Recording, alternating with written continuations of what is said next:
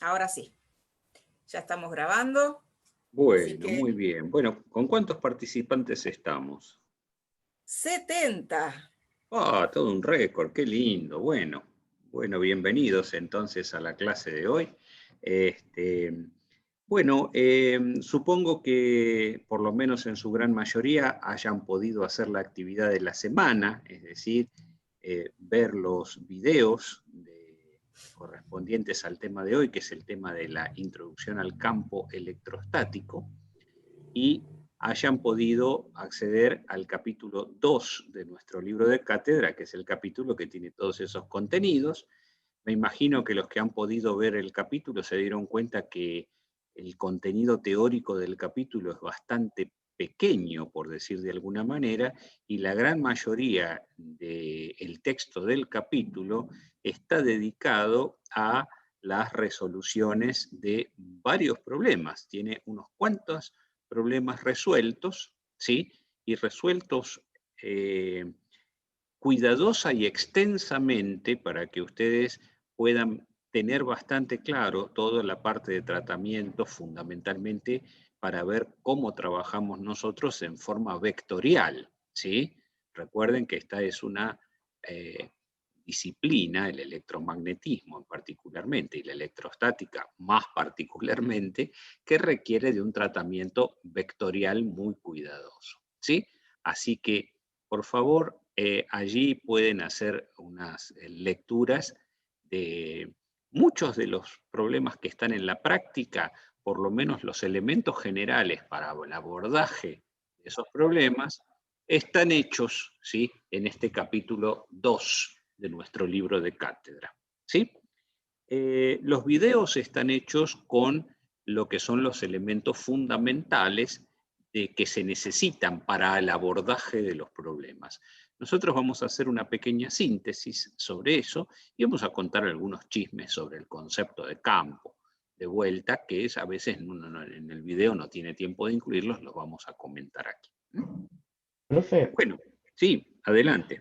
a mí yo vi los videos y de lo que no me quedó claro de los videos bien era la definición de campo electrostático. O sea, ¿qué es un campo? O sea, entendí la fórmula, cómo se llega, pero no terminé de entender la definición exacta. Bueno, vamos a tratar de entender que uno a veces las definiciones en la física em, no son a veces tan, ¿cómo decirlo? Como filosóficamente uno quisiera que fueran, ¿no es cierto? Que nos dijeran qué es el campo electrostático. Entonces, uno lo que hace es arrimarle a la idea. Si vos querés una definición que sea una definición rigurosa, vos te vas a encontrar que en el texto te ofrece como definición rigurosa decir que si vos tenés una partícula de prueba cargada, una partícula de prueba es un objeto pequeño, cargado, con carga eléctrica, ¿sí? Vos vas a poder decidir que en un punto del espacio hay un campo electrostático si cuando colocas esa partícula en ese lugar del espacio, sobre ella aparece una fuerza de naturaleza eléctrica. ¿Sí? Si la partícula, por supuesto, es una partícula cargada. Esa fuerza que aparece, vos la podés medir con un dinamómetro. Entonces, si vos haces el cociente entre esa fuerza, que es un vector, y lo dividís por la carga, vos tenés un valor aproximado de lo que es el campo electrostático en el punto. El valor exacto del campo electrostático en el punto se obtiene probando en el mismo punto cada vez con cargas más pequeñas. Por eso viste que la definición dice que se trata del límite cuando la carga de prueba tiende a cero del cociente entre la fuerza que la carga siente al situarse en el punto dividido la carga que posee, ¿sí? Es una fuerza sobre una partícula dividido la carga que reside en la partícula cuando uno va probando con partículas cada vez menos cargadas. Eso sería la manera de definirlo, pero la manera de definirlo tiene como poca importancia. ¿Por qué? porque ese límite después nosotros no lo vamos a usar nunca. ¿Está? Nosotros lo que vamos a hacer, en lugar de usar esa forma de definir, que es tratar como de sondear el espacio para ver si en él existe un campo, mediante algún recurso que vaya probando, lo que nosotros vamos a hacer habitualmente, ¿sí?, es calcular campos a partir de conocer distribuciones de carga. Eso es lo que más vamos a hacer. Y una vez que conocemos esos campos, después ver qué fuerza sienten cuerpos cargados que están situados en ese campo. Entonces, para eso, lo mejor es tratar de comprender qué es el campo más que cómo se define. El cómo se define es eso que yo te acabo de contar. Ahora, ¿qué es? Es algo como más difícil es más intangible. Eso es lo que trataremos de discutir ahora. ¿Te parece que vayamos por ese camino? No sé si te gusta la idea. Sí, sí, sí, profe. Vamos por ahí entonces. Bueno, la idea sería así.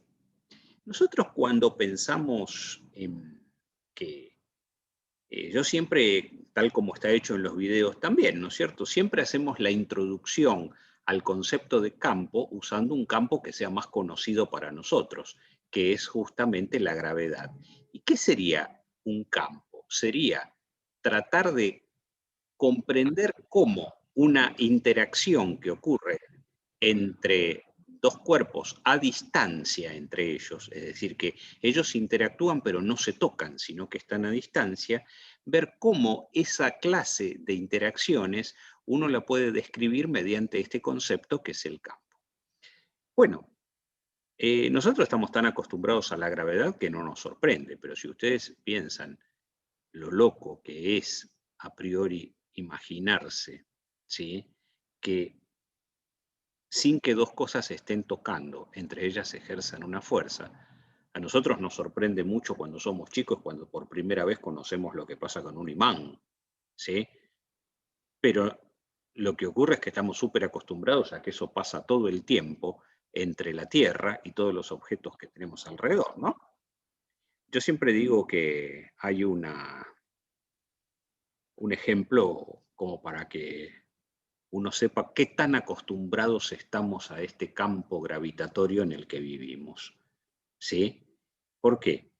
Esta propiedad que se llama la gravedad, que hace que nosotros estemos pegados al planeta, uno se la podría imaginar de esta manera.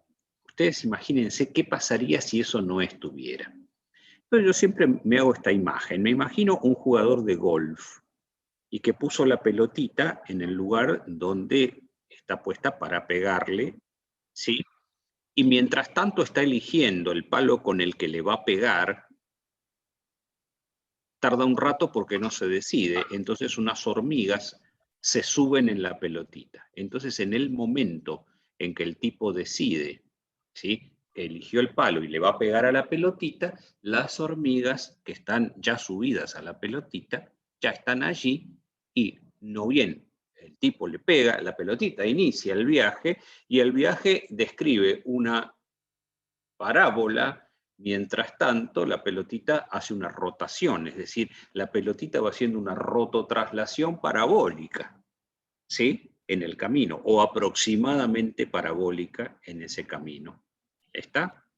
Entonces, ahora habría que posicionarse en este punto, decir, ¿ustedes se imaginan estar en el lugar de la hormiga que está viajando ahí? ¿Qué está pensando la hormiga? ¿Qué he hecho yo para merecer esto viajando en ese bólido que anda por allí en una rototraslación, el mareo que se va a pegar la hormiga, si es que logra mantenerse unida, porque en una de esas, en la primera de cambio, se desprendió de la pelota y salió volando y cayó 5 metros más allá en el recorrido donde estaba de donde va con la pelotita, ¿no es cierto? Entonces, ¿qué es lo que uno se imagina subido en una cosa como es una cosa terrible? Si uno tuviera la escala de la hormiga y fuera puesto ahí, sentiría una sensación más o menos terrible.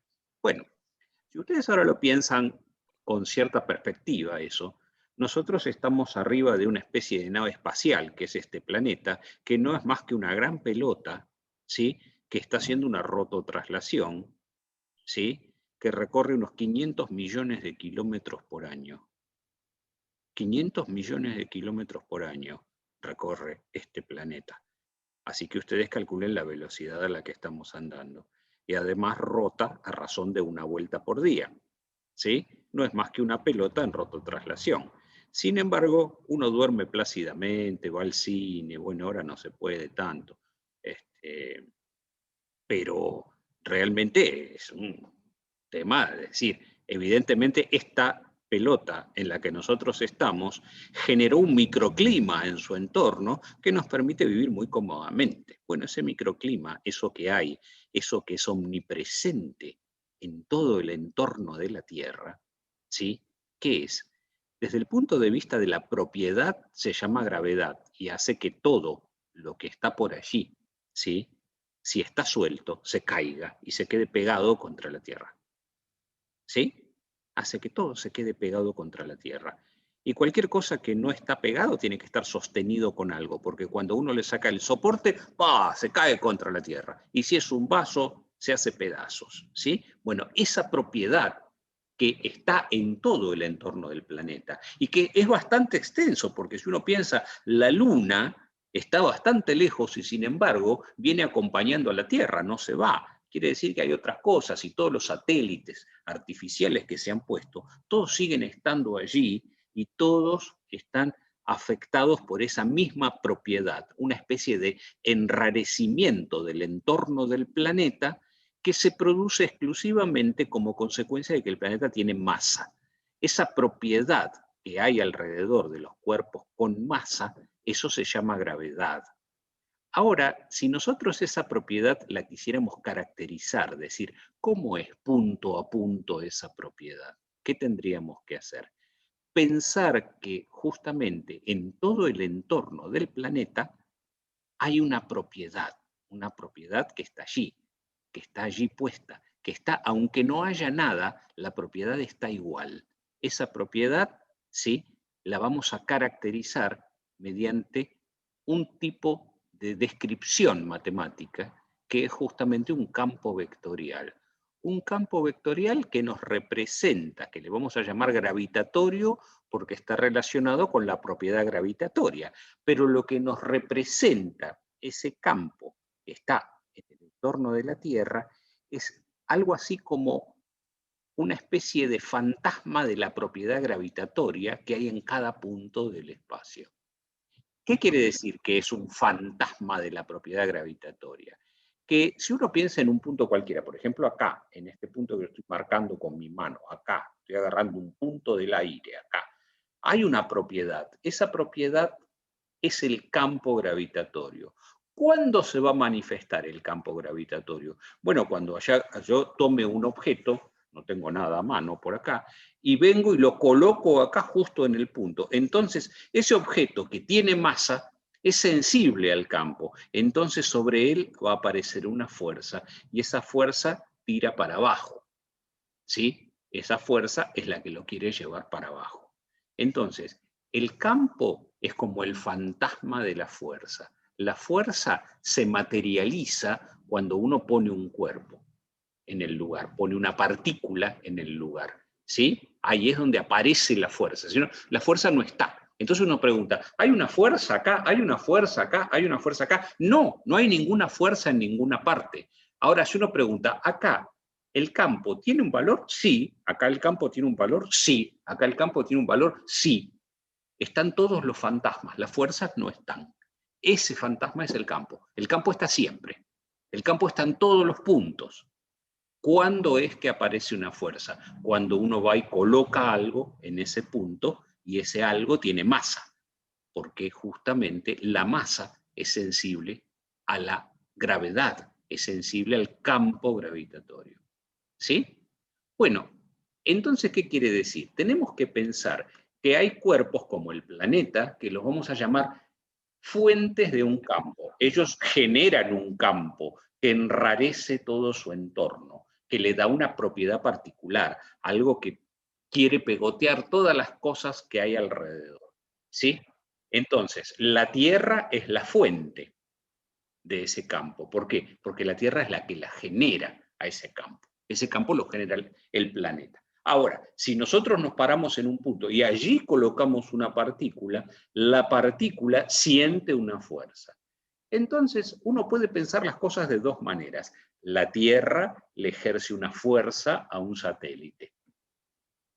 Eso es cierto. Uno puede aplicar la teoría de gravitación de Newton y le saca cómo funciona esa fuerza.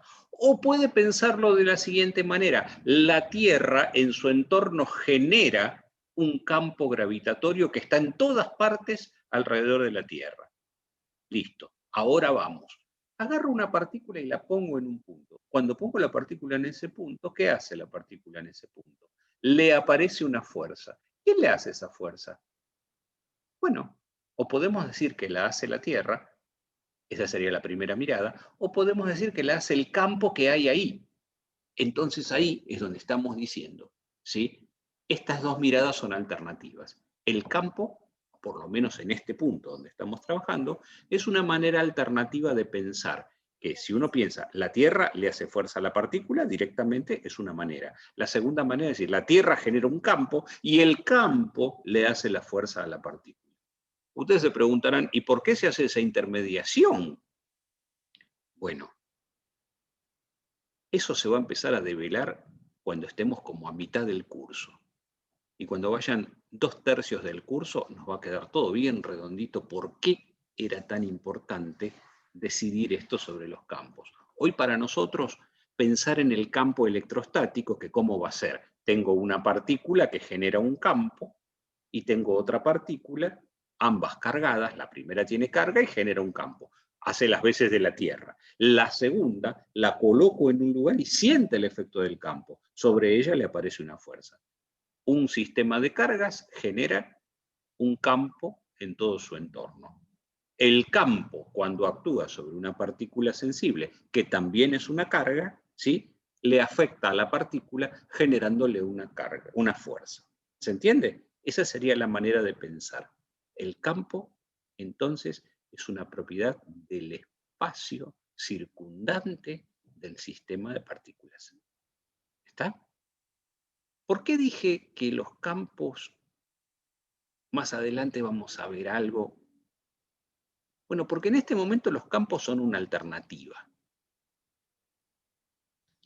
Pero vieron que hay mucha ciencia ficción acerca de que, por ejemplo, uno programa computadoras y que la inteligencia artificial y qué sé yo, y parece que siempre hay alguna proyección al futuro donde aparece en alguna película que las computadoras terminan después dominando el mundo y esclavizando a los seres humanos, porque evolucionaron solas hacia algún lugar desconocido, y que nosotros no pudimos manejarlo. Esa típica perspectiva de la ciencia ficción, ¿sí?, que aparece y vista en el cine, ¿no?, desde hace muchos años, que se juega con esa idea. Bueno, con los campos pasa algo parecido. Los campos, cuando arrancan en este concepto, parecen inofensivos y hasta innecesarios, porque uno dice, parece una complejización nada más del problema. Sin embargo, van a ver que hay un momento en que los campos empiezan a independizarse de las fuentes y van a poder vivir solos, sin las fuentes. Y ahí nos damos cuenta que sin ellos no hubiéramos podido, ¿sí?, describir esa clase de fenómenos. Pero para eso falta bastante rato, ¿sí? Tenemos que arrancar despacito, viendo cómo funcionan así despacito, ¿sí? Entonces, cuando llegue ese momento va a ser una gloria de los campos. Pero en el momento ahora son como inofensivos, chiquitos, un concepto así de sencillo. Bueno, para el que hizo la consulta, ¿más o menos te cierra la idea? Sí, la verdad que sí, mucho más de lo que Bueno. había sido en los videos. Muchas gracias. Bueno, bárbaro. Por ese lado vamos entonces. Bueno, aprovechamos a decir unas cuantas cosas en este rato con esta pregunta. Si tenemos alguna otra por ahí, estaría bueno que se la pudiera acercar, porque con siempre es más lindo contestar una pregunta que avanzar sobre sobre lo que uno no sabe si tienen la duda, ¿no? Profe, ¿Quedan preguntas? y nosotros Sí. nunca vamos a utilizar la fórmula que hace el límite de la partícula de prueba tendiendo a cero, ¿no? No, Lo que vamos a usar eso, es la otra. nosotros lo que vamos a hacer, vos fíjate que cuando trabajamos con los... A ver, vamos a ver primero por qué está ese límite. Lo vemos rápidamente para ver por qué no lo vamos a usar. ¿Está bien? Ese límite era porque la fuerza que se ejercía de la partícula fuente, si era fuerza más grande, podía tender a desplazar la partícula si no estaba en una superficie que sea rígida, como por ejemplo en el video había mostrado un resorte. Y si, Claro. y si la fuerza que hace la partícula a prueba es muy chica, es muy tendiendo a cero, va a tender a desplazarla menos o no desplazarla, puede ser, no sé si lo entendí bien. Exactamente, esa es la idea. Vamos a decirlo bien, redondeando, pero lo que vos dijiste es la idea, exactamente. Cuando nosotros empezamos en la clase pasada a charlar sobre la electrostática, dijimos que para poder tener un sistema electrostático teníamos que tener una estructura resistente. ¿Te acordás que dijimos que para decir, bueno, yo nunca la voy a dibujar, pero si tengo dos cargas que se atraen entre ellas, dos partículas puntuales, como dice la ley de Coulomb, tiene que haber un sistema que las mantenga, porque si no, si uno las suelta, o se pegan o se repelen y se van, o se pegan o se alejan, ¿sí? Entonces, uno le pone un sistema bien resistente. Entonces, si el sistema es resistente, tanto el que mantiene las cargas fuentes en posiciones, como el que sostiene la carga de prueba en el lugar donde quiero probar el campo, ¿sí? El resultado es exacto y no le hace falta el límite. El problema es que muchas veces en la vida cotidiana, en el mundo físico, no es fácil sostener las cargas en los lugares donde se acomodan, ¿sí? Porque las cargas en realidad tienen un soporte mecánico, por eso se da la electrostática, pero ese soporte mecánico a veces no es un soporte rígido, ¿sí? Que los va a mantener a rajatabla en una posición, sino que cuando uno viene y perturba eso metiéndole una carga de prueba para ver cómo es el campo, ese sistema se puede desacomodar. ¿Por qué? Porque la carga de prueba siente la fuerza, pero a su vez le hace una fuerza a mi sistema de cargas. Entonces, si el sistema no está muy rígidamente sostenido, ¿qué le pasa? Y se va a reacomodar porque le aparece otra fuerza, ¿sí? Entonces, ¿por qué uno pone ese límite? Pone ese límite porque dice, bueno, yo tengo que poder definir el campo en cualquier condición, aun cuando, ¿sí?, el soporte rígido no pudiera ser tan rígido. Entonces, en ese caso le ponemos ese límite. ¿Está? Si la carga de prueba la hacemos cada vez más chiquita, el efecto que produce es cada vez más chiquito. Ahora, ¿por qué el límite tendiendo a cero? Y bueno, porque si uno le pone una carga de prueba demasiado grande, puede modificar, alterar las condiciones de la fuente y que el campo que mide sea mentiroso, porque si se me cambiaron las posiciones de las fuentes, el campo que voy a medir va a ser un campo que está viciado por las perturbaciones. Si la carga la voy haciendo más chica, ¿qué pasa? Bueno, perturba menos al sistema de fuentes, es decir, que el campo que va a haber en el lugar no se va a ver alterado porque las fuentes no van a estar tan alteradas, van a estar más o menos como estaban. Ahora, hay una solución de compromiso práctico. Si uno achica y achica y achica la carga de prueba, la fuerza que va a sentir también cada vez va a ser más chica. Entonces puede ser que el dinamómetro que estoy usando para medir esa fuerza necesite más y más y más sensibilidad para poder medir esa fuerza. Entonces va a llegar un momento que yo no voy a tener un dinamómetro tan sensible como para medir una fuerza tan pequeña. ¿Sí? Entonces ahí no puedo seguir. ¿Se entiende por qué? Porque ahí agoté mis posibilidades tecnológicas de medir. Entonces en ese punto tengo que parar. Pero ¿cuánto vale el campo entonces? Y bueno, lo que tendría que ver es cómo hubiera sido esa función si yo pienso que la extrapolo hasta que verdaderamente vale cero. Por eso el límite para la carga tendiendo a cero, que no la puedo medir, porque la fuerza en esas condiciones va a ser 0, cuando la carga sea 0. Pero lo que quiero ver es cómo va el cociente entre la fuerza y la carga. Entonces, en la práctica, lo que uno hace es siempre usar la carga más pequeñita que pueda, cosa de perturbar lo menos posible mi sistema de carga fuente, ¿sí? Y medir con el aparato más sensible que tenga. Ese valor es el que vamos a tomar en general como el valor del campo, ¿sí? Y el límite no lo vamos a hacer. Ahora, en los problemas que nosotros vamos a resolver, vamos a hacer una suposición que nos va a sacar de encima todo este lío. Cuando nosotros resolvemos, vamos a suponer que nuestro sistema de cargas está rígidamente sostenido. Entonces, por más que uno traiga una carga de prueba que mida 50 megacoulombs, no le va a producir absolutamente nada al sistema de carga porque tiene una estructura tan rígida que lo sostiene que no le va a pasar nada.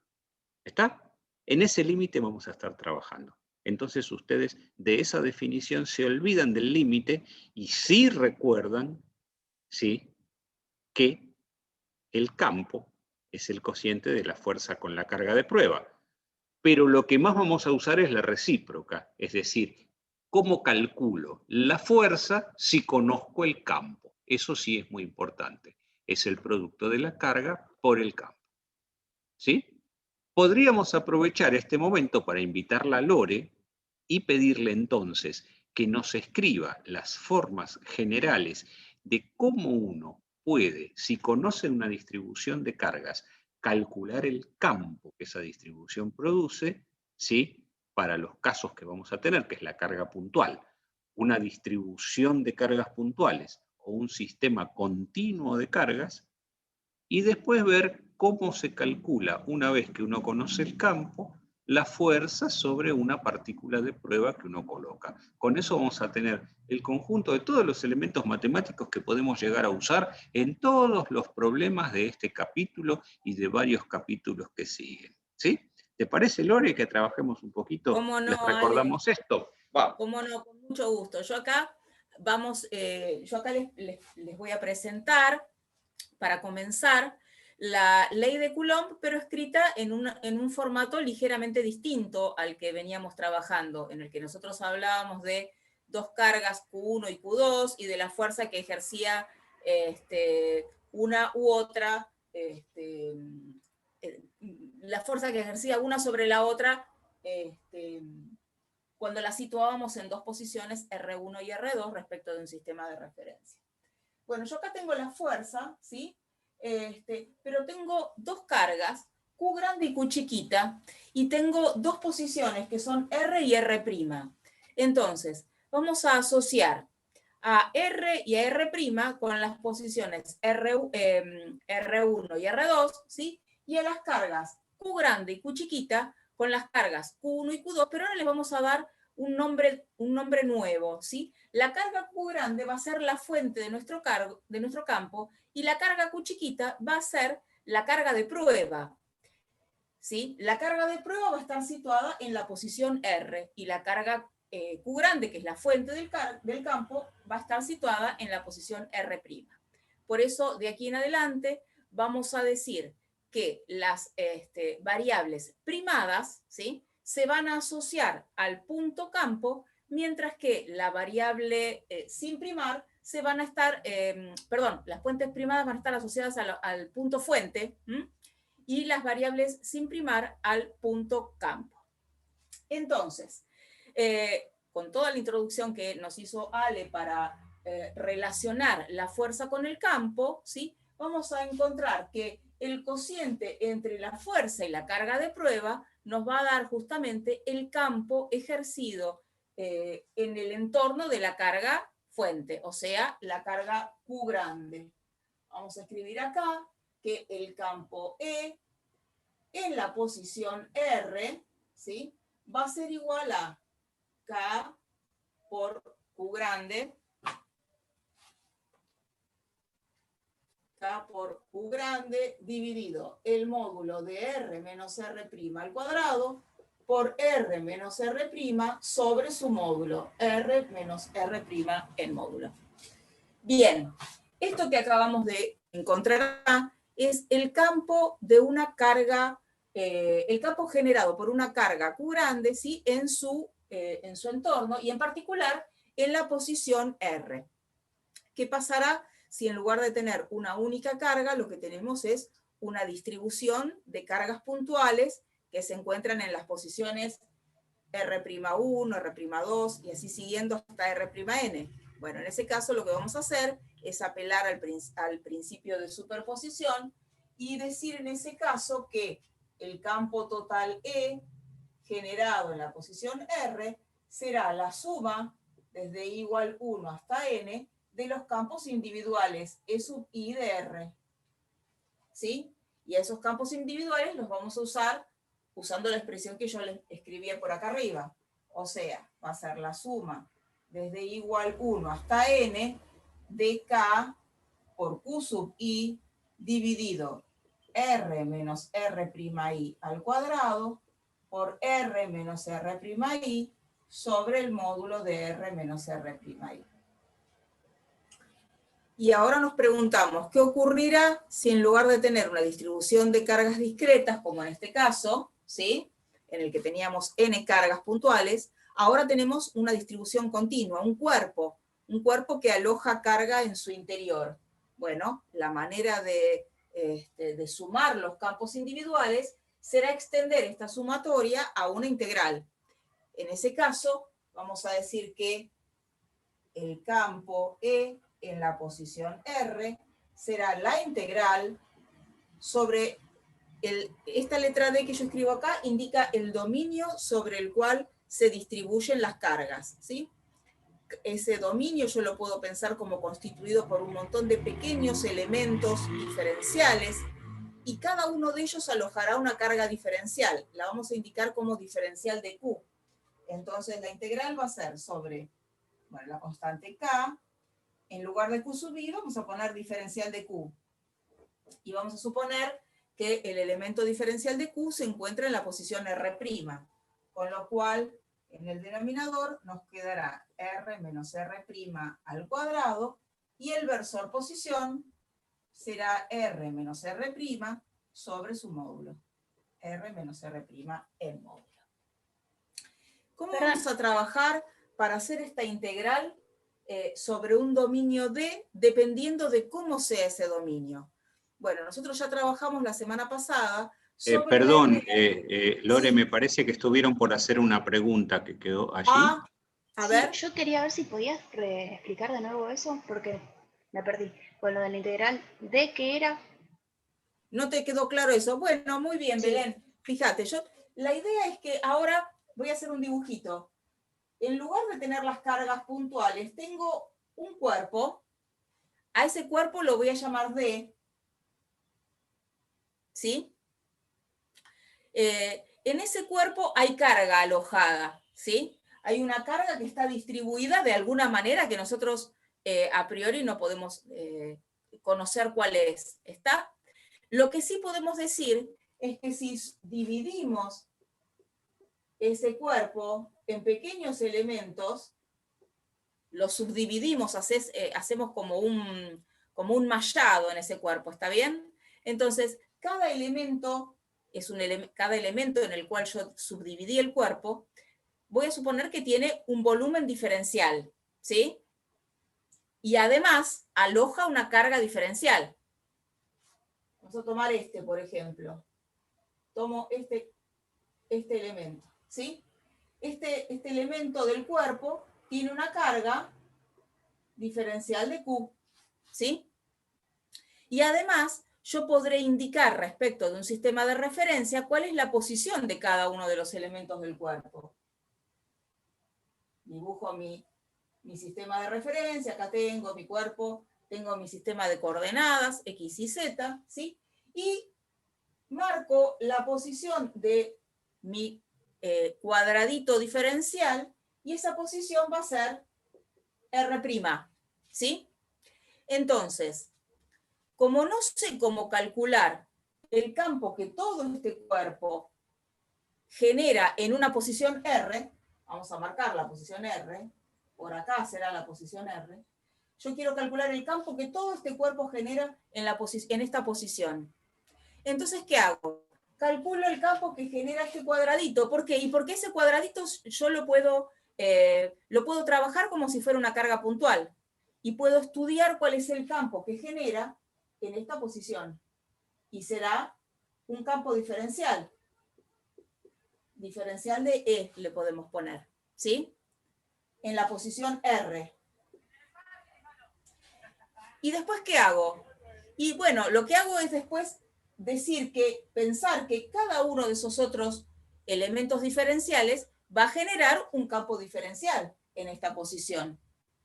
La manera de encontrar el campo total que mi cuerpo genera en esta posición es sumar sobre todos esos elementos diferenciales, cada uno con una carga diferencial de Q y generando un campo diferencial de E. Entonces, el campo total E será la integral de los campos diferenciales de E.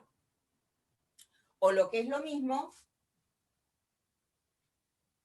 la integral sobre el dominio sobre el cual se distribuyen las cargas de K por diferencial de Q, bueno, sobre la distancia que hay entre la posición de diferencial de Q y R al cuadrado por el versor, ¿no es cierto? Bueno, lo mismo que ya habíamos escrito antes.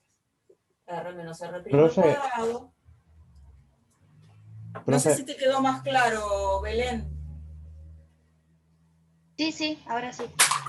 Algo Ahora de eso sí. puede ser que también tiene que ver con, si no me equivoco, la densidad de volumen de carga. También en el libro decía algo parecido, que agarrabas un cuerpo y lo hacías todo como una malla y después hacías que cada cuadradito tuviera una carga particular, digamos. Y después lo que hacías era sumar todo. Exactamente. O estoy entendiendo cualquier cosa. No. Es justamente eso. Lo que tenías que pensar era que... Dame un segundito. Toma. Perdón. Lo que tenés que pensar ahora es cuál será el modelo que mejor se ajusta a tu distribución de carga. Tu distribución de carga, vos sabés que va a ser siempre volumétrica, eso lo tenemos claro. Pero a veces se puede describir de una manera que nos resulte más sencilla a los efectos del cálculo, de manera de pensarla como si fuera superficial o como si fuera una distribución lineal. Entonces, ¿cuál es el modelo que mejor ajusta a tu distribución?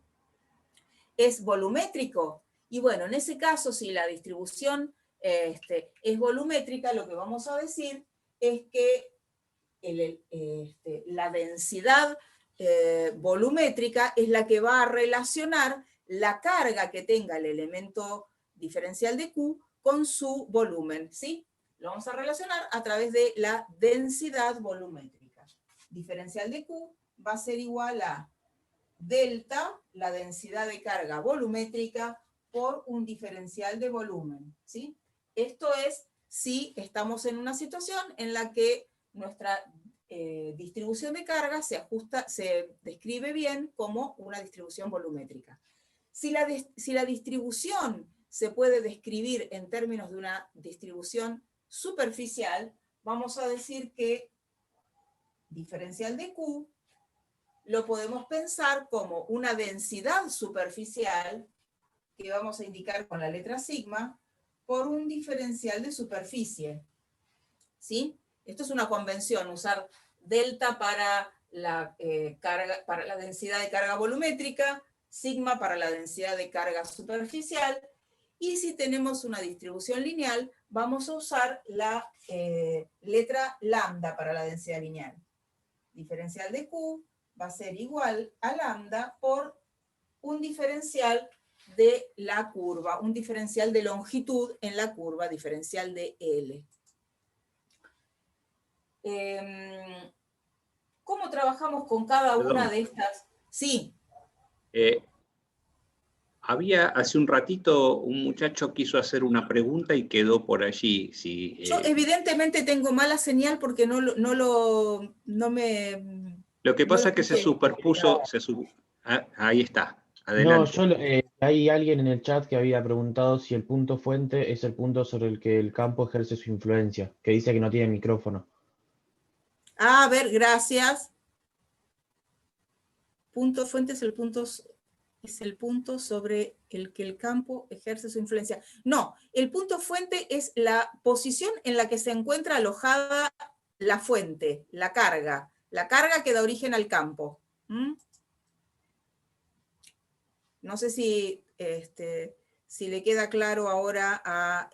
Sí, acá capaz que convenga discutir Constantino. un poquito la idea de qué se llama fuente. La palabra fuente, ¿sí? En este caso se usa como que da origen a, ¿no es cierto? Fuente es lo que genera, lo que le da la génesis al campo, lo que origina el campo, por eso fuente, ¿sí? Cuando uno habla de que una fuente es de donde surge algo. El campo surge de una fuente. Esa fuente es una carga a la que la llamamos carga fuente. Y cuando esa carga está distribuida en algún lugar del espacio, los puntos sobre los que se sitúa esa carga se llaman puntos fuente. Los puntos donde está situada la carga que da origen al campo. ¿Sí? Por contraposición, el punto campo es el punto donde uno quiere calcular el campo o donde quiere ver el efecto de esa fuente, ¿no es cierto? Que son todos los puntos del espacio, esos no tienen restricción. Las fuentes están metidas en alguna región acotada siempre, o puede ser que en algún modelo no sea así. Pero lo importante es que el punto campo puede ser cualquier punto del espacio porque el campo está, como habíamos dicho, presente en todos los puntos a la vez. No hace falta que allí haya ninguna carga. Ese es el punto campo, ¿sí? Después, en ese punto, cualquiera sea el punto campo, uno podría ir y verificar la existencia del campo colocando una carga de prueba, ¿sí? Y esa carga experimentaría una fuerza, ¿sí? Pero fíjense que en esta expresión no aparece la carga de prueba, ¿sí? Sino que aparece la posición simplemente, que es la posición campo, el punto campo, donde en cualquier punto, puede ser ese R que aparece allí, uno podría ir y colocar una carga de prueba. Pero fíjense que no hay ninguna cuchiquita en esta expresión, ¿sí? El campo no depende de la carga de prueba, el campo depende solo de las fuentes, ¿sí? Bueno, perdón, Lore, me pareció que estaba bueno agregar este detallecito. Sí, Ale, muchas gracias. Me voy a escapar por 5 minutos. Sí, enseguida sí. vuelvo, ¿eh? Sí, anda tranquilo. Le hago una aclaración a Marcelo, a ver si entienden claramente, porque en el chat empezó a circular un diálogo entre ustedes, que está muy bueno que discutan, pero tiene algunas imprecisiones y me gustaría aclararlas. El dominio en el cual se distribuye la carga, el dominio D, esa es la fuente, no el campo, la fuente, ¿sí? Esta es nuestra fuente de campo, ¿está? Y cada una de las posiciones de los elementos diferenciales, yo los indiqué con, fíjense, con un vector R'.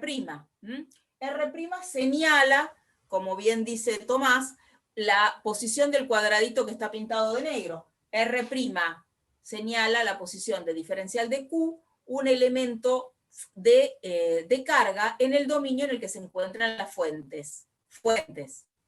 Y el punto campo es R, acá, afuera de la fuente. Afuera de la fuente. ¿Podría yo querer encontrar el campo en un punto interior a la fuente? Sí, tranquilamente. Tranquilamente, mi punto campo puede estar adentro de la fuente. Por eso tenemos que tener bien claras cuáles son las dos diferencias conceptuales entre punto fuente y punto campo. ¿Está? No sé si ahora queda... Profe, y sí. perdón, en este caso no tenemos una partícula de prueba, no tenemos una Q chiquita No, que actúes con la partícula fuente, por así que decirlo. interactúe, decís vos. Claro, No, exacto, que interactúe. no es Bien. necesaria. No es necesaria.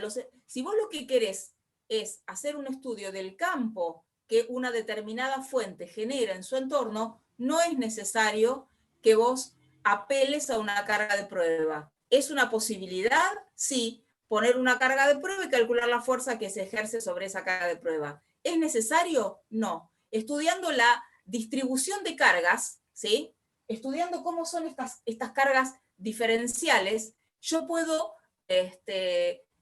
analizar cómo va a ser el campo en una determinada posición.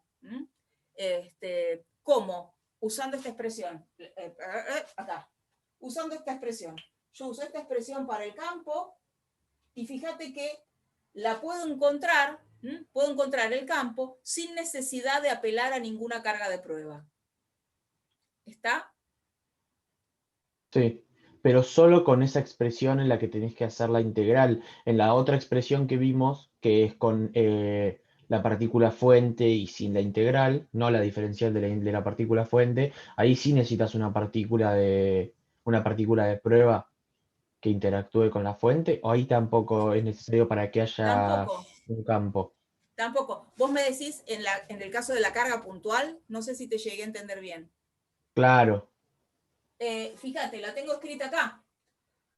Vos acá tenés el campo generado por una carga puntual Q grande, cuando esa partícula está situada en la posición R'. La Pero en remarcamos y ese la damos. caso siempre, o sea, siempre necesitamos una partícula de prueba, porque si no, no tenemos, o sea, R' ¿de dónde sale si no es la posición de la partícula de prueba? No, Eso quizás no, no me quedó R'. claro. No. Acá no te quedó. No, eso no está bien. R' es la posición de Q grande. Perdón, R' no, R normal, perdón. Sí, Bueno, me las confundí. claro, lo que a vos te falta dar un pasito y ver que este campo que yo encontré acá es una función de la posición. Yo voy a encontrar el campo como una función de la posición. Esa posición puede ser un punto en el espacio que rodea tu carga de prueba. ¿Está? No te, o sea, lo que vos querés cuando querés encontrar el campo que genera una determinada distribución de carga es una función del espacio. ¿Qué vector hay asociado a cada punto del espacio? ¿Entendés la idea? Ah, claro, claro. Vos podés tomar cualquier No es punto del que tenés espacio que después de eso. encontrar. A ver, decime que no te escuché. Que el campo puede estar en cualquier punto del espacio, entonces vos sacás la función en base a algún punto que te interesa. El campo, alrededor de una determinada distribución de cargas, no es que se corta, se termina en una determinada posición. El campo rodea, ¿sí? El campo inunda, ¿sí? Todo el espacio que rodea la carga, que rodea una distribución de cargas, ¿está? Y en Profe, cada posición de ese espacio que circunda tu distribución de cargas, vos podrías querer conocer cuánto vale ese campo, ¿está? Ahora, la manera de conocer ese valor es conocer la función. ¿Cuánto vale el campo, ¿sí? Como función de la posición. ¿Está? Eso te da un conocimiento de cómo son esos vectores de campo en cada posición del espacio. ¿Entendés la diferencia Sí, entre sí, ahora entiendo medir? muchísimo mejor. ¿Sí? Genial. profe, Muchas gracias. cuando Por nada. hablamos de campo, hablamos de la fuerza que ejerce el campo en determinado lugar, ¿no? No La fuerza que necesariamente, ejerce... Alejo. No Ah, necesariamente, porque, ¿por qué? Porque para que haya fuerza tiene que haber una partícula de prueba. Y la existencia del campo va más allá de la partícula de prueba. El campo existe independientemente de que vos pongas una carga de prueba para comprobar su existencia. No sé si se entiende la idea. Vos tenés una determinada distribución de carga, esa determinada distribución de carga en su entorno genera un campo. Si pones una partícula de prueba en ese entorno, aparecerá una fuerza sobre esa partícula de prueba. Pero el campo existe aunque vos no la pongas a la partícula de prueba. ¿Entendés la diferencia? buenísimo. Quería así sacarme esa duda de si era una fuerza o era solo el campo generado. El campo es independiente de la fuerza, ¿sí? Es independiente de la fuerza que se manifestará sobre una carga de prueba si yo la pongo en una determinada posición. Hay una expresión importante que yo quiero que relacionen. Voy a borrar un poquito acá. Imagínense que, borro un poco más.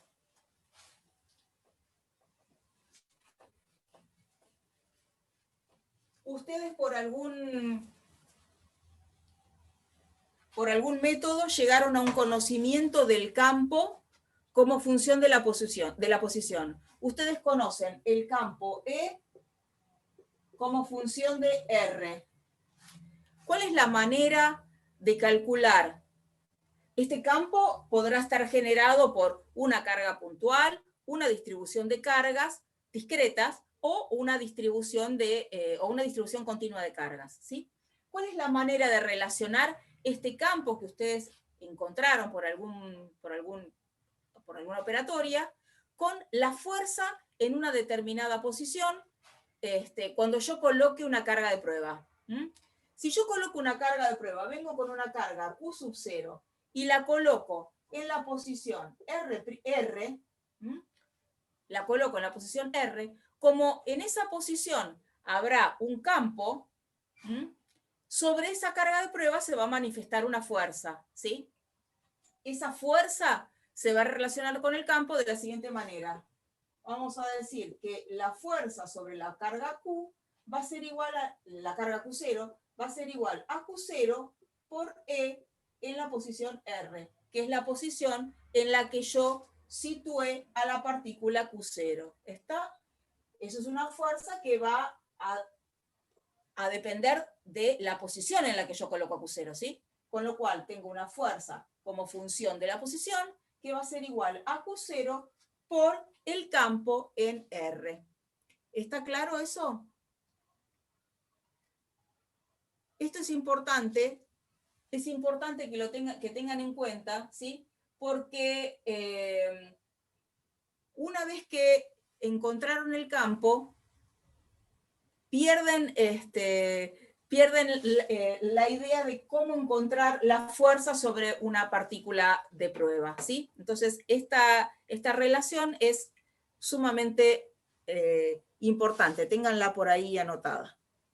Y Voy a mirar fíjense ahí que sí. Más allá de que es muy importante, es muy fácil, además, ¿sí? Es decir, que calcular el campo, ¿sí? Es el camino ideal para después conocer cuál es la fuerza, porque lo único que hay que hacer después, si uno va y coloca una carga en ese lugar, es hacer una cuentita elemental, que es multiplicar la carga por el campo, ¿sí? Es muy fácil, además, ¿eh? Así que no se van a olvidar de esta expresión.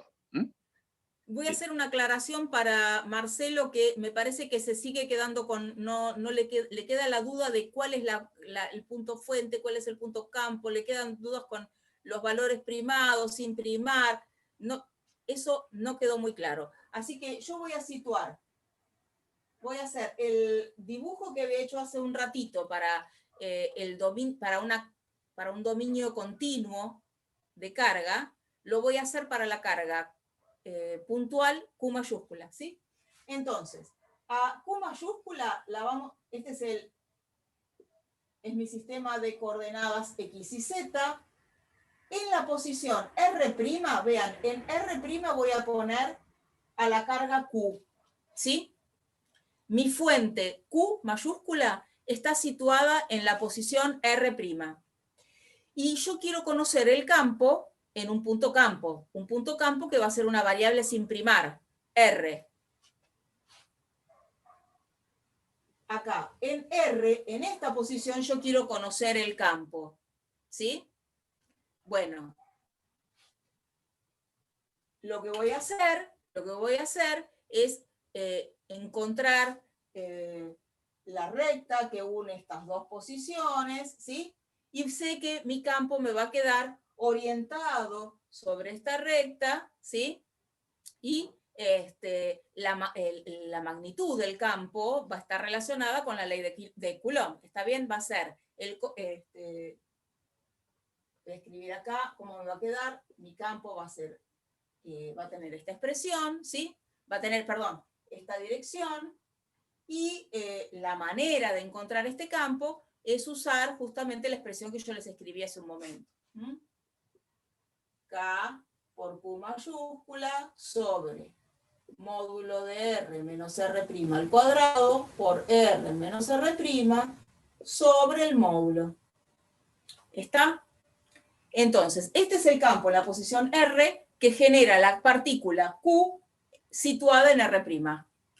¿Está más claro? Pero en este caso Q sería la fuente, no una carga puntual. Q es la fuente. Q es la fuente. Sí, sí, exactamente.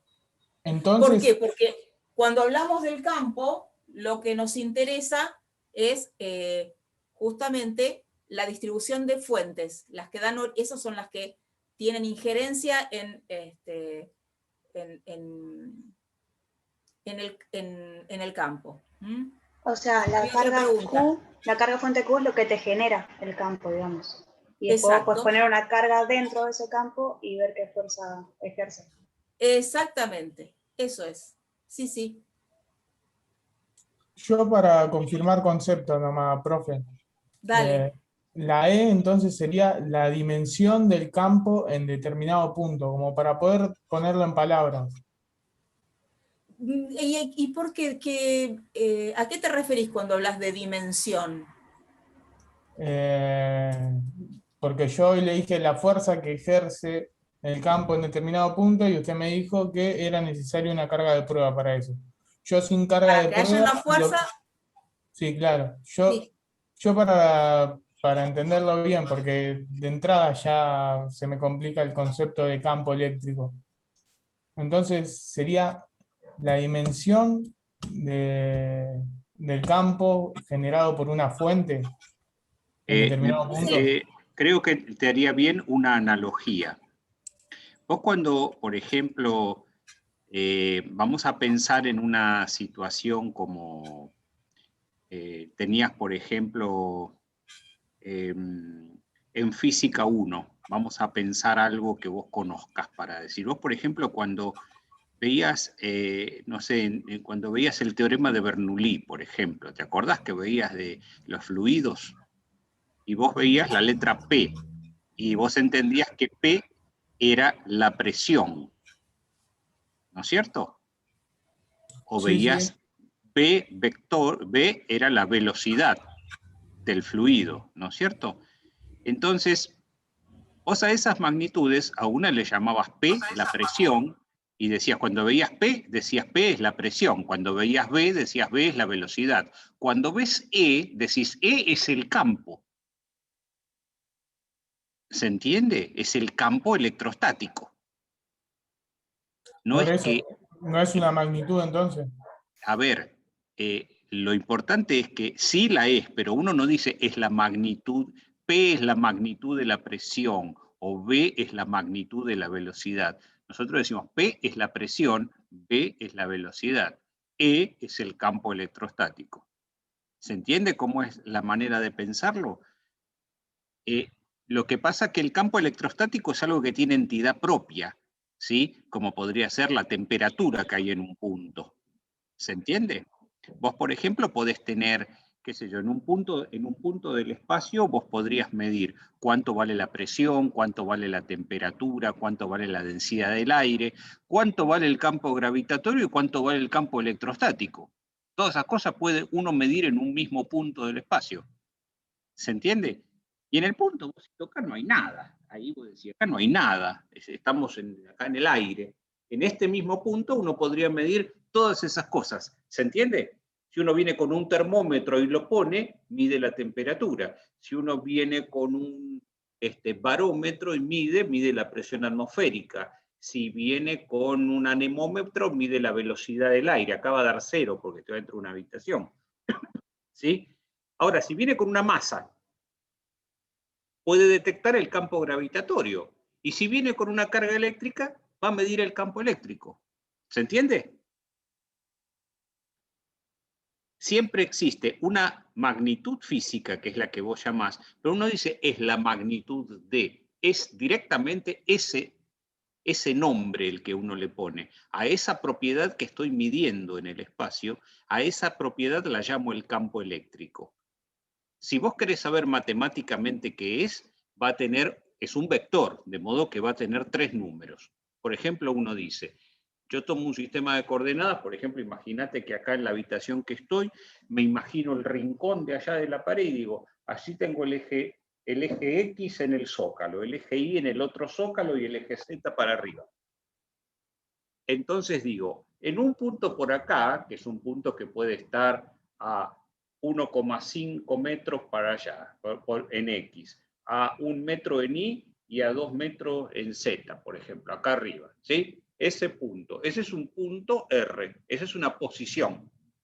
En esa posición, ¿cuánto vale el campo electrostático que hay allí? Y me va a dar un número en X, componente X, la componente Y y la componente Z. Como es un vector, tiene 3 componentes. Ese es el campo electrostático que hay en ese punto. ¿Cómo voy a saber cuánto es? Y bueno, tengo 2 maneras. O lo mido yendo por una carga de prueba y fijándome qué fuerza siente la carga y dividiéndola por la carga, eso es medirlo a través del efecto que produce. O si no, me fijo dónde están las cargas fuentes y con las posiciones y los valores de las cargas lo calculo con las expresiones que dijo Lorena. ¿Se entiende? Pero lo importante es que conceptualmente el campo electrostático es una magnitud física. ¿Se entiende? Que tiene, por supuesto, carácter vectorial, es decir, tiene un módulo, una dirección y un sentido. ¿Cómo lo vamos a escribir nosotros? Simplemente como 3 componentes. No sé si más o menos te aclara un poquito. Sí, profe. Va quedando más claro. De a poquito se va a ir asentando el concepto. Lo que pasa es que es un poco raro, hay que reconocerlo, pero de a poquito lo vamos a ir domando. Muy bien. Bueno, ¿qué más Profe, tenemos por ahí? Sí, adelante. yo tengo una pregunta. De los videos que subieron me quedó duda sobre cómo identificar cuando, en el ejemplo que dio la profe, la densidad es lineal, superficial o volumétrica. Tipo, ¿cómo puedo identificarlas cada una? Bueno, mira, yo te voy a explicar cómo es primero el uso práctico de esas magnitudes. Por ejemplo, a ver, suponete que vos vas a comprar hojas de papel, ¿sí? Entonces vas a comprar una resma, ¿sí? Entonces vos vas a la librería y le pedís, quiero una resma A4. Es decir, el tipo te va a decir, mire, tengo de 70 gramos o de 80 gramos. Y vos ahí le tendrás que elegir, la de 80 gramos o de 70 gramos. Tendrás que decirle cuál preferís, ¿sí? Ahora, cuando uno se pregunta, 80 gramos, ¿qué me estará dando ese dato? Porque si yo agarro una resma, pesa, qué sé yo, como 1,5 kilos. Es el espesor de la hoja. 80 gramos, dice el tipo. Ah, 80 gramos, no, perdón. Claro, entonces uno dice, agarro la resma, pesa como 1,5 kilos. Agarro una hoja, pesará 3 gramos. ¿Y qué me está diciendo con los 80 gramos? ¿Qué te Densidad parece? por metro cuadrado, ¿no es? Exactamente, es la masa por metro cuadrado. ¿Se entiende? Masa por metro cuadrado. ¿Eso qué es? Es la densidad superficial de la hoja de papel. ¿Por qué te dan esa magnitud? Porque es la mejor manera, ¿sí?, de despreocuparse del espesor. Los que trabajan en la industria del papel no se fijan qué espesor tiene, sino cuánto pesa 1 metro cuadrado de ese papel. ¿Se entiende? Entonces, la magnitud más apropiada para definir ese tipo de cosas es decir, bueno, yo doy la masa por unidad de superficie. Eso es una densidad superficial. ¿Por qué en el papel sirve y no lo puedo hacer cuando estoy, por ejemplo, imagínense, si ustedes van a comprar, no sé, bananas, no se los pueden decir, y tengo de las de 5 kilos por metro cuadrado. No significa nada, uno se pone a pensar y no hay nada que pueda acomodar a esa magnitud, ¿se entiende? Pero en el papel sí, porque el papel, el espesor es una cosa muy pequeñita y lo que uno ve es la superficie como la magnitud fundamental.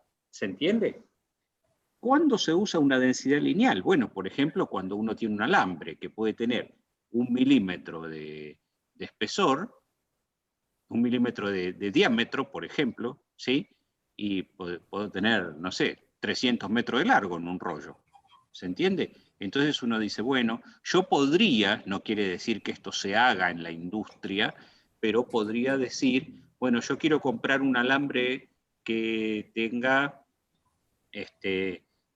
15 gramos por metro lineal. ¿Sí? Por ejemplo. Entonces, uno podría estar definiendo el alambre así y no da el diámetro como dato. ¿Sí? Bueno, en los alambres se suele dar algún tipo de calibre, por ejemplo. ¿Hay alguno que vaya a pescar acá, por ejemplo, que sabe cómo se definen las tanzas de pescar? Quiero una de 0,25, una de...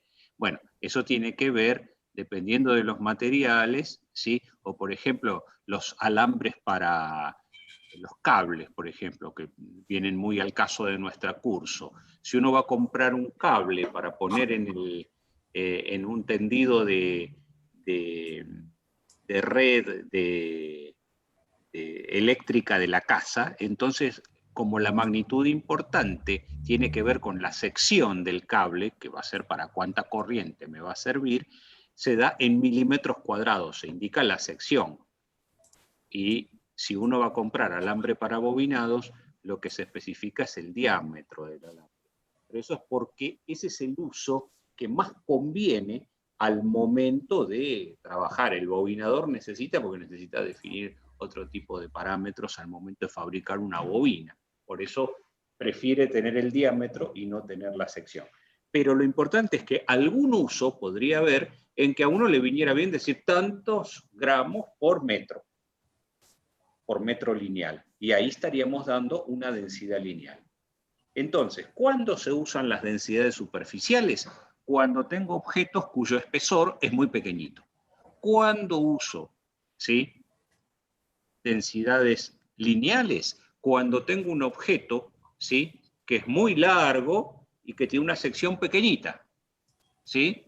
Entonces, me conviene dar una densidad superficial o una densidad lineal, ¿sí? En esos casos. ¿Cómo es que nosotros lo modelizamos después eso? Bueno, cuando tenemos una densidad superficial, pensamos directamente que se trata de una superficie sin espesor. Eso es el modelo después. Y cuando uno dice que usa una densidad lineal, que dice que tiene una curva sin espesor, ¿sí? Esa sería la modelización después. Pero ¿cuándo se usa? Cuando el objeto es así. Supongamos que ustedes le dicen, tengo un anillo uniformemente cargado. Entonces uno dice, ¿un anillo qué es? Y es un alambre con forma de anillo. Bueno, ¿cómo lo modelo ahora? Y pienso que es una circunferencia. Y arriba de esa circunferencia distribuyo mi carga eléctrica. ¿Sí? Que ese es un ejemplo que seguro que después Lore o alguno de los profesores en la semana les va a hacer la cuenta para ver cómo se calcula ese campo. Está hecho también en el capítulo 2 del libro, ¿no es cierto? ¿Sí? Ahí entonces tienen un modelito donde uno utiliza, ¿sí?, un modelo donde aproxima o modela, mejor que aproximar, modela como una densidad lineal de carga. Si uno dice, tengo un disco, imagínense que ustedes tuvieran un CD y dentro de ese CD, un vinilo, que ahora se pusieron de moda otra vez, dice, en el vinilo tengo tal distribución superficial de carga. ¿Por qué puedo usar? Y porque el vinilo tiene 30 centímetros de diámetro y tiene un espesorcito de 1 milímetro menos. ¿Se entiende? Es muy finito. Entonces, ahí es donde puedo usar esa clase de manera de pensar, densidades superficiales. ¿Se entiende más o menos para el que hizo la pregunta? Sí, profe, gracias. Ok. Yo lo hice con masas recién cuando daba el ejemplo, pero exactamente lo mismo que se hace con masas se puede hacer con cargas. Depende de la forma en que están distribuidas en diferentes cuerpos en el espacio. El cuerpo tiene una densidad de masa y una densidad de carga. ¿Sí? Eso se puede usar para cualquiera de las dos ideas. ¿Mm? Bien. ¿Qué más tenemos por allí? Profe, ¿y cómo eran las fórmulas para cuando queremos aplicar la densidad, ya sea lineal o superficial o volumétrica? Esas tres las escribió Lore hace un ratito. Como Están escritas acá en el piso. Ah, las borré, pero ya las escribo de vuelta. Mirá, si tenés una densidad volumétrica, vamos a poner densidad volumétrica, entonces diferencial de Q es igual a delta por diferencial de volumen. Si tenemos una densidad superficial, entonces diferencial de Q va a ser igual a sigma, la densidad superficial, por un diferencial de superficie. Mientras que si tenemos una distribución lineal, diferencial de Q va a ser igual a lambda, la densidad lineal de carga, por un diferencial de L, donde diferencial de L es un tramito de longitud de la curva que describe mi distribución de fuentes, de cargas. Profe, y en ese caso, perdón, sí. delta, sigma y lambda, ¿qué valor, o sea, cómo sabemos qué valores toman o son datos? Bueno, esos valores, a ver, vamos a pensarlo. Si vos siempre que resuelvas un problema, a vos te van a dar indicios sobre eso, o te van a decir cómo es la forma de eso, ¿sí? Te van a decir cuánto vale, o te van a dar alguna indicación para que la puedas calcular. ¿Se entiende? ¿Por qué? ¿Cómo sería? Vos imaginate que uno te dice, en un anillo hay una cantidad de carga Q que está uniformemente distribuida en la longitud del anillo, y el anillo tiene radio R. Entonces, la densidad no tendría por qué ser uniforme, pero como te dice que la carga está distribuida uniformemente, uno puede calcular la densidad lineal de carga, porque es un anillo y lo consideramos como una curva, haciendo la carga dividido la longitud del anillo, que va a ser 2pi por el radio. ¿Se entiende? Entonces, eso te lo dicen los enunciados. Te dicen, la carga total vale tanto. Y como está uniformemente distribuida, vos después decís, bueno, la puedo distribuir en la longitud que tengo. Y con eso calculo lambda. ¿Se entiende? Pero eso depende de cada enunciado. Suponete que a vos te dicen, tengo un disco completo, uniformemente cargado, con una carga total Q. Entonces, ¿vos qué haces? Y agarrás la carga Q y la dividís por el área, que va a ser pi por el radio del disco al cuadrado. ¿Se entiende? Con eso calculas la densidad sigma. Ahora, suponete que vos tenés un disco que tiene un agujero. ¿Sí? Disco con agujero. Entonces, vos decís, tiene una carga Q uniformemente distribuida. Bueno, se complica un poquito, porque ahora tengo que hacer la carga Q para calcular sigma, ¿no? Calcular la densidad, dividido el área que tiene, pero la parte que excluye el agujero. Entonces, ¿qué hago? Hago pi por el radio de afuera al cuadrado, menos pi por el radio de adentro al cuadrado, que es el agujero que no está. Entonces, esa es la superficie. ¿Se entiende? En cada caso Sí, se siempre entiende. tenés indicios para calcular, ¿sí? O a veces, si la densidad fuera variable, te pueden dar una función que te describe la densidad. Esos son problemas un poquito más avanzados, van a aparecer en el curso, nosotros se los vamos a ir contando igual, pero esa es la manera que tenés. Si hay distribución uniforme, es la carga dividido, ¿sí? La longitud, la superficie o el volumen, dependiendo si son densidades lineales, densidades superficiales o densidades volumétricas. Si no es uniforme, te tendrán que decir qué función es la que la describe. ¿Mm? Siempre Gracias, está en el profe. enunciado. Siempre está en el enunciado. Ok. Bien. Perdón, Lore, ¿cómo andamos de hora? ¿No? Son las Menos 20 pasaditas, casi menos cuarto. Tenemos unos minutitos todavía. Sí, si tenemos algunas preguntas más, vamos avanzando. Una consulta, profe.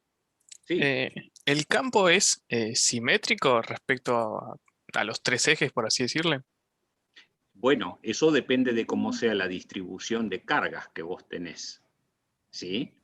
Vos, por ejemplo, si tenés una carga puntual y la pones justo en el origen, el campo es simétrico, claro, porque tenés la carga acá y tenés el campo acá, te apunta para allá, acá te apunta para allá y acá te apunta para allá. ¿Sí? Siempre te queda radial a la carga. ¿Sí? Perfecto, gracias. Ahora, si vos ya tuvieras dos cargas, una, por ejemplo, un dipolo que tiene una carga positiva acá arriba y una carga negativa acá abajo, están separadas. Este campo ya no es simétrico respecto de todos los ejes. ¿Sí? Esto tiene una simetría así alrededor de esto, pero no para arriba. ¿Sí? Son distintos en cada eje. En el eje X y en el eje Y son similares, pero en el eje Z, si las dos cargas están puestas en el eje Z, en el eje Z es distinto. Y ya si tenés una distribución que tiene cualquier forma, no tiene por qué cumplir con ninguna simetría. Podemos aprovechar este concepto que vos planteaste para decir que habitualmente la forma de los campos, la simetría que tienen los campos, depende de la simetría que tenga la distribución de fuentes, que va a ser un tema central en la clase de la semana que viene. Vamos a discutir un poco eso después. ¿Sí? Pero ahí sí aparece una cuestión muy importante. La simetría de la distribución de fuentes es crucial en cómo es la forma o la simetría del campo que generan. ¿Está? Bien, bien, gracias. Ok.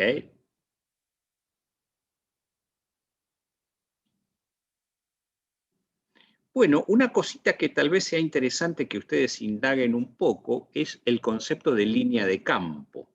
La forma de representar un campo que nosotros más vamos a utilizar en el curso, ya sea para este campo electrostático o cualquier otro que tengamos más adelante, como se trata de un campo vectorial, vamos a decir que este campo está caracterizado por líneas de campo, que son líneas que en el espacio recorren el espacio de modo que en cada punto el campo electrostático es tangente justo a esa línea. ¿Sí? Y ahí es la principal representación donde ustedes pueden ver las simetrías de esa que estaban diciendo. ¿Sí? Por ejemplo, una carga puntual, ¿sí? Las líneas de campo, el campo es radial a la línea, a la carga. Entonces las líneas de campo son rectas radiales que se inician en la carga y salen para todos lados, ¿sí? En tres dimensiones, ¿sí? El objeto más parecido a eso, por lo menos que a mí me gusta describir, yo no sé si será tan frecuente y si todos los conocen, pero en la época, especialmente en el otoño, ¿no? Cuando uno está en algún lugar así medio descampadito, medio agreste, de por acá mismo, no muy lejos, ¿no? Donde hay cardos, los cardos generan una semilla muy especial, que es lo que cuando yo era chico le llamaban un panadero. ¿Alguno de ustedes conoce lo que es un panadero de la flor de cardo? Sí, yo sí. Sí, profe. Ah, hay varios que lo conocen. Bueno, ¿vieron cómo es la forma que tiene la semillita en el medio? Pero después tiene todo un penacho que es todo con pelitos radiales que salen del centrito ese y salen todos los pelitos. Bueno, esa forma es la que tienen que imaginarse cómo salen las líneas de campo de una carga puntual. La carga puntual en el medio y todas las líneas de campo saliendo así como un peludito radial, así. Esa es la forma de las líneas de campo, ¿sí? De una carga puntual, ¿sí? Pero siguen indefinidamente. ¿Está? Así es como uno se la tiene que imaginar. ¿Mm? Y la característica que tiene esa representación, ¿sí? En realidad líneas de campo hay infinitas a partir de una misma carga, pero uno siempre dibuja algunas. Cuando las dibuja, dibuja unas cuantas. Pero si dibujara todo, quedaría toda la hoja negra. No puede dibujar todas las líneas que pasan por todos lados. Entonces, dibuja algunas. Por ejemplo, dice, bueno, yo pongo un punto acá y para representar esto dibujo, no sé, 20 líneas en toda la vuelta. Las dibujo simétricas, toda la vuelta. Entonces digo, bueno, donde están más apretadas, es decir, que uno las ve más juntas las líneas, el campo es más intenso. Y a medida que las líneas se separan, el campo se hace más tenue. Y si uno quiere saber la dirección y sentido, tiene que mirar la línea de campo siempre, empezando en una carga positiva, arrancan de la positiva, o terminan en el infinito, o terminan en una negativa. Entonces, ¿qué pasa? Cuando uno mira la línea de campo, dice, bueno, el campo siempre apunta de la carga positiva hacia la negativa, o de la positiva al infinito. ¿Sí? Entonces, en una carga positiva siempre tenemos líneas de campo con campo saliente. Y en una carga negativa tenemos líneas de campo con campo entrante. ¿Sí? Y si uno se para en un lugar cualquiera, dice, bueno, por acá pasa tal línea de campo. Bueno, el campo es tangente a esa línea. ¿Y para dónde apunta? Y entonces me fijo dónde empezó. Si empezó en una positiva, está yendo hacia la negativa, el campo apunta como saliendo de la positiva y yendo hacia la negativa. ¿Sí? Esa es la manera de pensarlo. Son muy difíciles de calcular. Ustedes ni lo intenten, ¿sí? Porque nunca hacemos esa cuenta. Salvo que sea una carga puntual, es fácil identificarla, pero si no, es bastante fea de calcular. Siempre se hace con cálculo numérico, se hacen cálculos computacionales. Son ecuaciones diferenciales feitas, ¿sí? Aunque cuando uno las hace, esas cuentas, y las hace computacionalmente, salen unos dibujitos hermosos, ¿sí? Pero lo que es muy difícil de calcular, ¿eh? Pero bueno, suelen dar una muy buena interpretación de cómo es el campo y ayudan justamente a visualizar esto que estábamos acá, que preguntaba el compañero sobre la simetría. Así que ese concepto, por favor, traten de ver algunos ejemplitos. En el libro pusimos algunos dibujitos de líneas de campo y contamos un poco lo que significa. También decimos cómo se calcula y también sugerimos que no intenten calcularlo, ¿eh? Pero si le quieren dar una miradita, en el libro tienen algún ejemplo.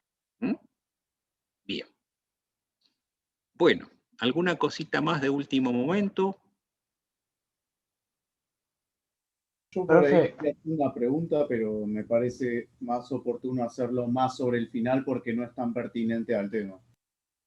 Bueno, si queda alguna pregunta más del tema, entonces, primero.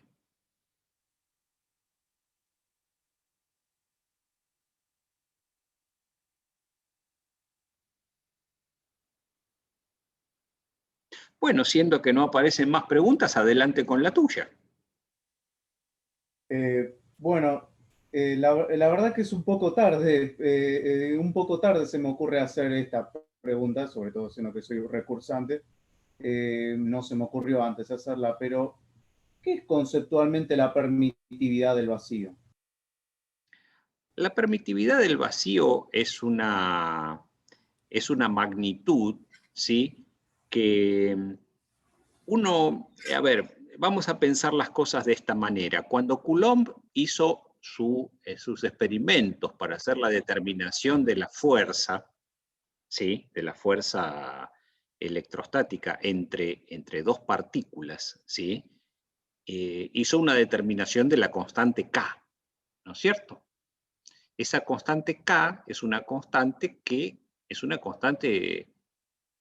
tiene un carácter de propiedad universal. ¿Por qué? Porque no está asociada a ninguna cuestión de tipo material. Claro, no está afectada por nada material. Exacto. Gravitación universal. Es similar a la de gravitación universal, como la constante de gravitación, constantes universales, ¿sí? ¿De acuerdo? Ahora, ¿qué pasa? Cuando se empezó a trabajar más adelante con medios dieléctricos, se encontró, ¿sí?, que los medios dieléctricos, ¿sí?, cumplían con leyes similares a la ley de Coulomb, pero que ahí en el lugar de esa constante K tenían otra constante, que las constantes dependían de las propiedades del medio dieléctrico en el cual uno hacía las mediciones. ¿Sí? Entonces allí surgió la cuestión, la necesidad de definir el campo eléctrico en condiciones generales mediante dos campos, lo que se llama nuestro campo electrostático y una segunda variedad de campo que se los indica con la letra D, que es el campo de desplazamiento. Son campos que ambos, ¿sí?, tienen entre sí una relación que depende del medio material. Esa dependencia del medio material entre los dos se definió como una propiedad a la que se la llamó la permitividad eléctrica del medio. La permitividad eléctrica del medio es la que relaciona los vectores E y D en un medio material cualquiera. ¿Sí? Entonces, eso es la permitividad eléctrica del medio. Ahora, los vectores E y D admitían representaciones, ambos en el vacío también. Entonces uno dice, bueno, ¿y en el vacío cómo se relacionan esos dos vectores? Bueno, lo que podemos hacer por extrapolación a la forma que tenían la permitividad eléctrica de los medios materiales, definir que la constante que relaciona los vectores E y D en la representación desarrollada para medios materiales, cuando el medio material se tiende al vacío, ¿sí?, esa magnitud es la permitividad eléctrica del vacío, entonces. ¿Sí?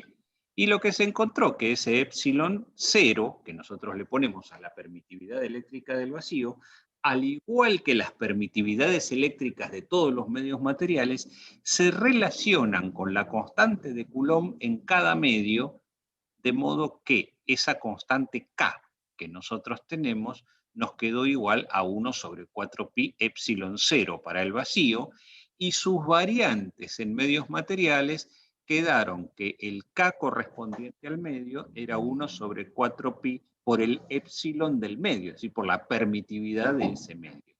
Entonces, la aparición de la permitividad eléctrica del vacío es una aparición un poco vueltera. ¿Por qué? Porque se requirió primero estudiar las propiedades de los medios para que tenga sentido. Muchas gracias. Se trabajó primero en definir la permitividad eléctrica de los medios para después volver sobre la definición de la permitividad eléctrica del vacío. Y ahí tuvo sentido el concepto, tuvo sentido el nombre también. ¿Sí? Entonces, si uno quiere comprender un poco la vuelta esa, tendría que empezar por mirar algo sobre medios materiales. ¿Sí?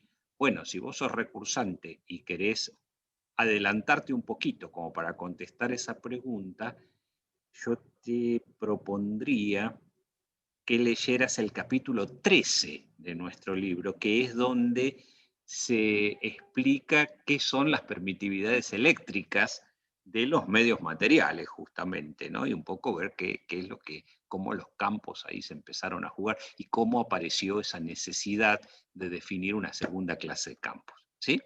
Bueno, más o menos eso es como para redondear. En este momento lo contamos como un tema más de divulgación que de aprendizaje, porque estamos un poco lejos de ese punto para poder afrontarlo con los elementos que tenemos. Ahora, hasta este punto, lo único que podemos hacer es presentar la magnitud, decirles, aquí la tienen muchachos y vale tanto, ¿sí? Las razones como se desembocó, ya te digo, son un poco recónditas. No sé si más o menos te aclara un poquito, aunque sea mínimamente. No, sí, sí, era una pequeña curiosidad nomás. Ya sé que no hace al desarrollo del curso saber de dónde proviene la permitividad del vacío, pero bueno, quería saber un poquito nomás. Bueno, más o menos esta es la idea general de dónde proviene su nombre y que es un límite de las propiedades de los medios materiales, ¿no es cierto? Pero que en realidad su valor nació con la electrostática, pero su nombre llegó muy posteriormente, ¿sí? Esa sería un poco la manera de pensarlo. ¿Mm? Sí, sí, Bien. clarísimo, profe. Ok. Bueno, Profe, te hago una pregunta antes de terminar. sí. ¿Hay alguna posibilidad de que mañana, en el horario de las 19 la clase de consulta, alguno de ustedes dos la pueda dar o sí o sí la da otro profesor en ese horario? Mañana No, a las 19. yo puedo, Ale. ¿Sí? Bueno, Sí, sí, sí. bueno. Bueno, Porque me entonces quedaron un par de dudas de uno de los puntos del trabajo práctico 1 y seguro Ujú. quizás voy a tener alguna del trabajo práctico 2 y seguro voy a tener alguna del trabajo práctico 3. bueno. Bueno, Entonces, si ya se organizan, yo, ¿sabes qué? Mañana, martes, este, eh, bueno, yo si puedo me acoplo, pero tranquilo, no no les te prometo preocupes. nada, pero si puedo me acoplo a la consulta. Pero ya con que pueda Lore ya tenemos uno, por lo menos, estamos cubiertos. Ujú. Bueno, perfecto, entonces Perfecto, ya profe, muchísimas gracias. la dejamos agendada para mañana. La agendamos para las 19 y la publicamos hoy para que si alguien más se quiera sumar, pueda hacerlo. Perfecto. ¿El link lo pasan ustedes o es el mismo que esta clase? Lo publico yo mañana. Ujú. Sí, Muchas tenemos que gracias, ver profe. porque está la clase de Martín A las 17. que terminará a las 19, pero si él no termina podemos entrar con otro link Sí, momentáneamente. uno de mi plataforma, uso yo mi plataforma. Claro, pero eso estate atento al momento de arrancar, ¿sí? Para que no entorpezcamos la otra clase, para que Ujú. Martín no esté acotado para terminar. Claro. Listo. Bueno, fenómeno entonces. Perfecto, profe. Gracias. Bueno, Bárbaro. si les parece, vamos dejando. Por mi parte, nos encontramos la semana próxima en este mismo horario o en las consultas que quieran proponer. Vamos generando los espacios, ¿sí? Bueno, que la pasen Bueno, muy lindo. hasta la semana que viene. Chao. Chau, Chao, chau. profe. Saludos. Nos Chao, vemos. profe. Chao, chao. Chao, profe. Chao, Profe, profe. Chao. ¿puedo hacer una consulta antes de que cierre? Sí, Dale. dale. Eh, Perdón, se me mutió. Yo, nada, había hablado con los otros profes en las anteriores clases y le dije que con respecto a los parcialitos de los sábados, yo los sábados soy camarógrafo y trabajo y Sí, estoy todo el día. Ujú. Me lo Pero habías por hecho saber a mí. sí, Yo sí, lo te tengo que quería consultar. conversar con los otros profesores para ver qué solución te damos. Sí, sí, igual por el momento no, o sea, con el tema de las restricciones nuevas que pusieron, no, por 2 o 3 semanas no vamos a trabajar, pero después, cualquier cosa yo te voy avisando. Te había mandado un correo a vos, profe, Lore, Ujú. pero no sé Te si lo habías contesté. visto. Ah, ¿lo viste? Te contesté ayer o antes de ayer. Ah, pues no lo habré visto, capaz, Pero me pero preguntaba si los parcialitos, igual te respondo por acá, no hay problema. no, Después sí, sí. verificar que te haya llegado el correo. Vos me preguntabas si los parcialitos eran todos los sábados y yo te respondí que no, que teníamos 3 parciales que a su vez se subdividían cada uno en 3 partes, y que en total las fechas que se iban a tomar en día sábado iban a ser aproximadamente 10 a lo largo del año. 7 para cada uno de los parcialitos que se toman en primera fecha y 3 recuperatorios. Esa fue la cuenta que yo hice. Y el resto de los recuperatorios se toma en febrero. Capaz que eso te da un panorama de cuántos sábados vas a tener que estar presente. No necesariamente, si aprobás en primera fecha, los recuperatorios, por supuesto, no los tenés que rendir, ¿no es cierto? No, sí, sí, sí, más vale. No, pero bueno, yo después lo charlo con, bueno, el que me dirige, ¿no? Mi jefe y le digo, cualquier cosa, yo cuando vuelva a trabajar te mando de vuelta y les aviso así para estar pendiente y no poder perderme ningún parcialito ni nada. Fíjate los horarios de trabajo que tenés, porque en una de esas podemos llegar a hacer alguna modificación de horario, ¿viste? No, sí, sí, eso, bueno, no sé si lo habré dicho, yo, o sea, filmamos 2 partidos, que es el de la Liga Platense. Si no, si se pasan, a veces lo pasan para el domingo los partidos. Pero tenemos, bueno, a la mañana y a la tarde. Y entre que conectamos, desconectamos todos los cables, un montón, se hace casi de noche y capaz no llego, pero si llego, o sea, no tengo problema tampoco en hacerlo de noche, no me da problema. Esa no va a ser la solución. Vamos a buscar una alternativa que Sí, no vamos a pase buscar por ahí. vamos a buscar una alternativa que pueda servir. Dale, Pero bueno, buenísimo. lo vamos a ir elaborando a ver qué podemos hacer. Dale, sí, por eso, para mantener al tanto de después cuando vuelva al trabajo. Dale, Muy bien. dale. Dale, Quedamos muchísimas así. gracias, profe. Hasta luego. Ok, que vaya todo bien. Igualmente. Profe, tengo una consulta sobre el horario de práctica. Sí. Adelante. Martín, está a las 17 el miércoles, ¿no? Martes y miércoles. Sí, martes da la teoría y miércoles la práctica. Ah, buenísimo. Muchas gracias.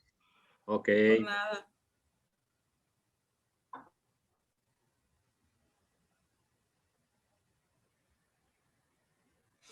Bueno, Ale, quedaste como operador porque a mí se me cortó la conexión en un momento. Bueno, ¿te parece que hacemos una cosa? Yo corto esto, lo cierro. Sí. Y vos lo llamás a Ernesto. Pero mi idea era que tengamos el Zoom abierto para que poder compartirle la pantalla y mostrarle lo que... ¿Te parece o no? Ah, bueno, entonces hagamos una cosa. Le aviso a Ernesto. Pará, yo me salgo. Sí. Me salgo de. Dale, yo corto la grabación. Bueno, dale, hagamos así. Primero espera que voy a salir. Y después vuelve a entrar.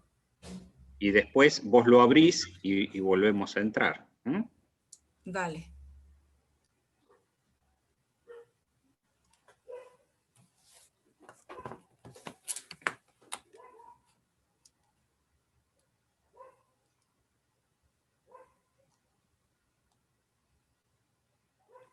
Lo que puedo hacer, Lore, puedo salir transfiriéndote el comando. Dale, sí, esa era la Mejor idea. eso, ¿no? Sí. A ver si me deja hacerlo.